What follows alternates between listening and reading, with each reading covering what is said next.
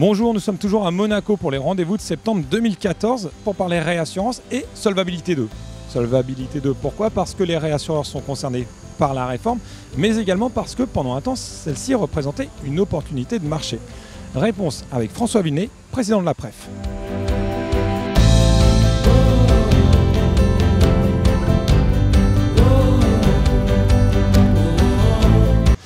Alors François Villeneuve, bonjour.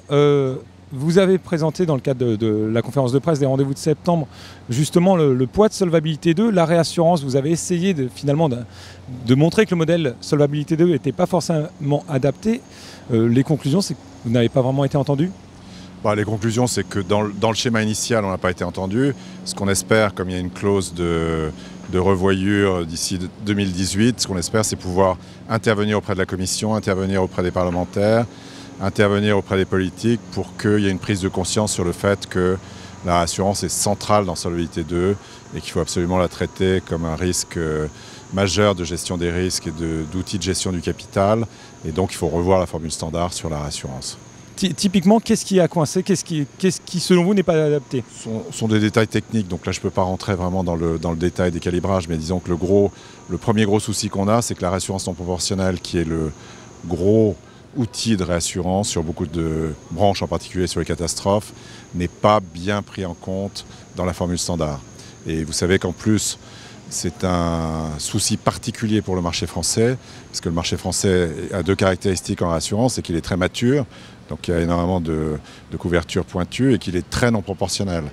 C'est-à-dire que c'est un des marchés les plus non proportionnels d'Europe. Donc le marché français est particulièrement affecté dans ce petit défaut de calibrage de la formule standard. Typiquement, Solvabilité 2, l'impact à court terme, ça pourrait être quoi pour les réassureurs?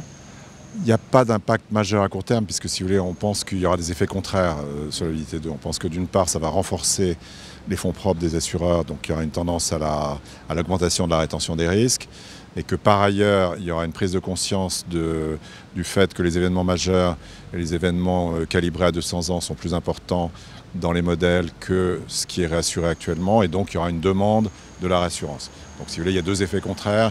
Pour l'instant, on ne peut pas mesurer la combinaison de ces effets. Il est probable qu'il y ait une légère croissance de la demande de réassurance, mais que ça soit pas majeur, parce que la plupart des cédantes ont déjà anticipé Solvabilité 2 en Europe dans leurs achats de réassurance.